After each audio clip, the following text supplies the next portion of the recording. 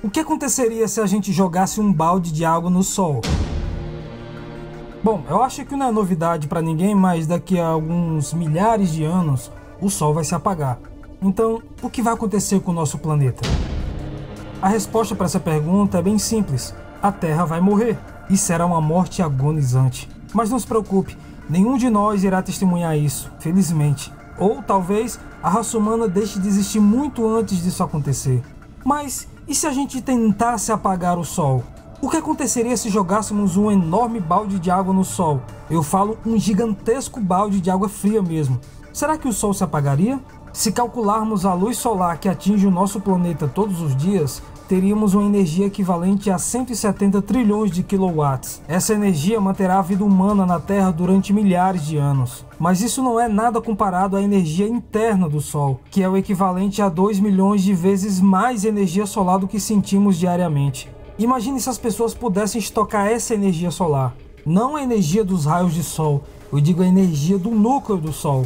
Uma pequena quantidade dessa energia garantiria milhões de anos de vida na Terra. Então, se pudéssemos guardar a energia concentrada do Sol, poderíamos esquecer de pagar nossas contas de luz, pois teríamos energia à vontade pelo resto da vida. E talvez pelo resto da raça humana.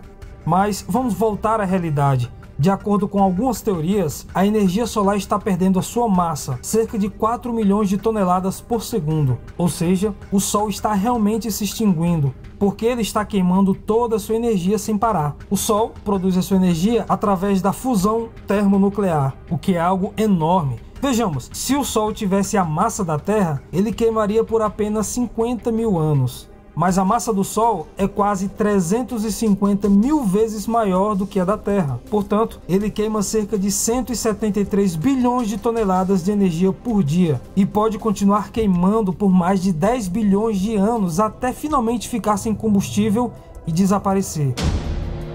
Bom, no começo do vídeo eu te perguntei se considerássemos a possibilidade que um balde gigantesco de água fosse jogado contra o Sol, o que aconteceria? A resposta dessa pergunta só poderia ser dada por um astrofísico, já que nada dessa natureza jamais aconteceria de fato. E foi exatamente isso que a NASA fez. Ela calculou essa possibilidade. Normalmente, quando algo queima na Terra, as chamas são alimentadas pelo ar, e a chama se apagará se derramarmos certa quantidade de água no objeto queimado. Mas com relação ao Sol, existem muitas coisas diferentes, principalmente nas condições. Por exemplo, no espaço não existe ar. Lá em cima, para conseguirmos parar as reações termonucleares do Sol, não importaria a quantidade de água que jogássemos, pois o Sol jamais se apagaria. Na verdade, ele iria queimar a água e evaporar todo o líquido do balde, inclusive o próprio balde.